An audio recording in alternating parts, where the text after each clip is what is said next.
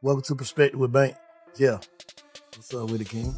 I'm gonna keep it real with you, Slime. Coming out of jail, and we're like, man, what the fuck is this nigga doing, bro?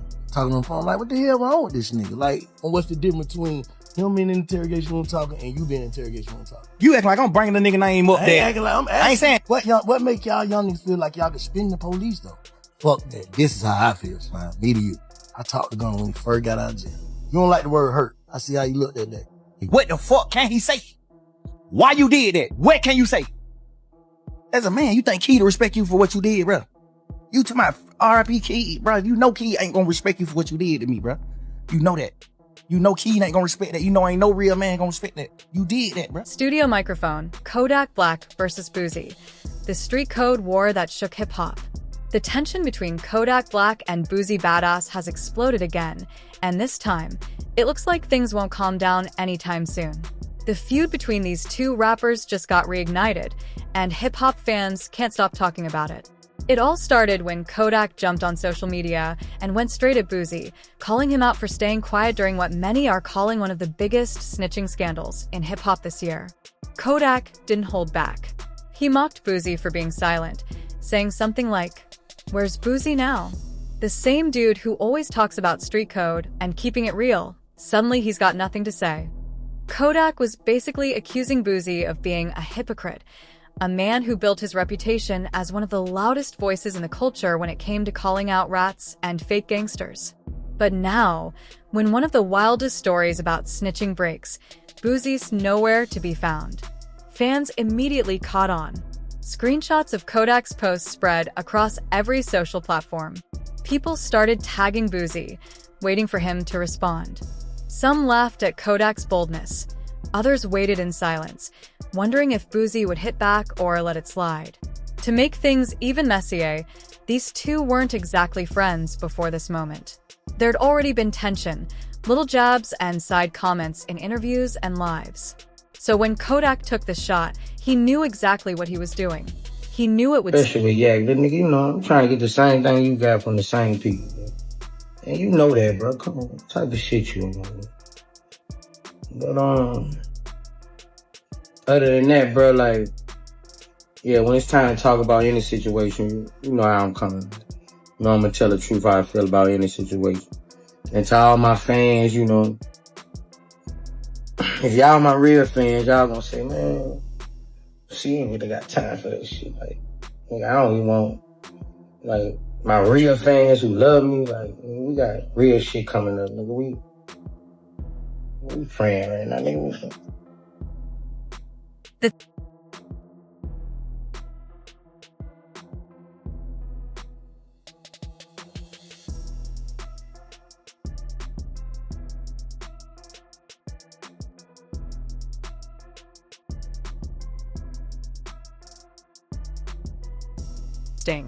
Kodak framed his post like Boosie owed the culture an explanation, like being silent wasn't just minding your business, it was breaking the code.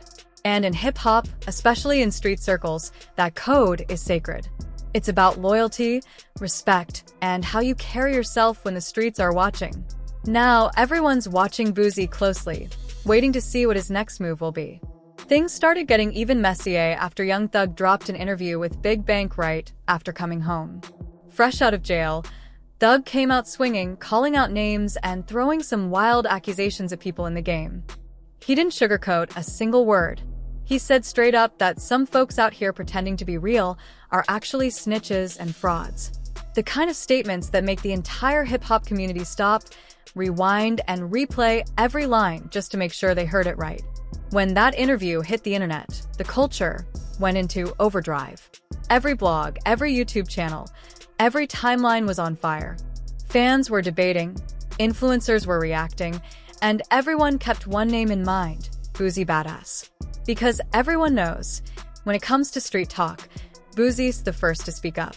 He's made a whole image out of being the loudest, realest voice on street politics, the guy who calls out fake gangsters, clout chasers, and anyone breaking the code. So naturally, fans expected him to react right away. They were refreshing his pages, waiting for him to go live or post a statement. But hours turned into days, and Boosie said nothing. No tweets. No stories. No comments, just silence. And in this culture, silence speaks volumes. Fans began filling his comments with messages like, "Where's Boosie? This your lane. And you always talk about snitches, why quiet now?" The discussion turned into a debate. Some people thought Boosie was scared to speak up because of how serious the situation was. Others believed he was just choosing to stay out of the drama. But Kodak Black wasn't about to let it slide. He saw the silence and went straight for the jugular. Welcome to He jumped back on Yeah. What's up with it, King? I'm gonna keep it real with you, Slime. Coming out of jail, and we're like, man, what the fuck is this nigga doing, bro? Talking on the phone, like, what the hell wrong with this nigga? Like, and what's the difference between him being in the interrogation room talking and you being in the interrogation room talking? You act like I'm bringing the nigga name up there. Acting like I'm asking. I ain't saying what make y'all youngins feel like y'all can spin the police though? Fuck that. This is how I feel, Slime. Me to you. I talked to Gunna when we first got out of jail. You don't like the word hurt. I see how you looked that day. what the fuck can he say? Why you did that? What can you say? As a man, you think Key to respect you for what you did, bro? You to my RIP Key, bro. You know Key ain't gonna respect you for what you did to me, bro. You know that. You know Key ain't gonna respect that. You know ain't no real man gonna respect that. You did that, bro. social media, doubling down with another jab. Where's Boosie at? The man who used to be the spokesman for Street Code? All that talk was cap. Kodak's words hit hard because they said what a lot of fans were already thinking. And once he said it, the floodgates opened. Hip-hop blogs ran headlines like, "Kodak Black calls out Boosie for staying silent on snitch scandal." Comment sections turned into battlegrounds. Some fans backed Kodak, saying Boosie had been talking tough for years, so now he should practice what he preached. Others defended Boosie, arguing that silence can sometimes be a sign of wisdom, not weakness. Still, Boosie stayed quiet. Not a single word in response.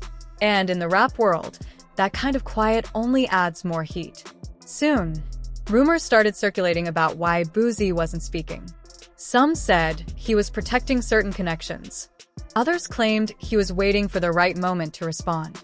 Either way, the longer he stayed silent, the louder the noise became. Meanwhile, Young Thug's interview continued to dominate headlines. Clips from it went viral again, especially the part where Thug questioned the loyalty and street credibility of people he once respected. The energy online was electric, like everyone was waiting for someone to explode. Then one day, Boosie finally broke his silence. And when he spoke, he came out swinging. Boosie jumped on Instagram and let everyone know he wasn't ducking anything. His tone was calm but firm, and every word felt like a punch. He said, "I know when to talk, how to talk, and what to talk about. Y'all don't understand. This is business.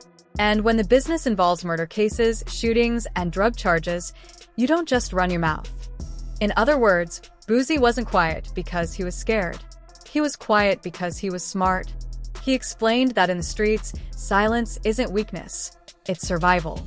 When real things are happening, when feds are watching and people's lives are on the line, you don't speak just to entertain the internet. Then, he turned his attention directly to Kodak Black, and that's when things got personal. Boosie told Kodak straight up, "You more of a junkie than an artist right now. You letting pills and lean run your life."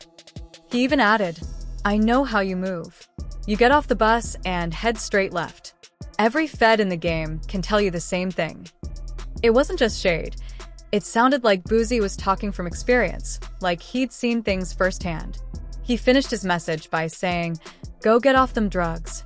Get your head right. Use your talent the right way. Stop wasting your gift." That message hit harder than any diss track. It wasn't just beef. It was Boosie talking like a veteran checking a young artist. He reminded Kodak and everyone watching that there's a big difference between rap hype and real life. He made it clear he wasn't interested in trading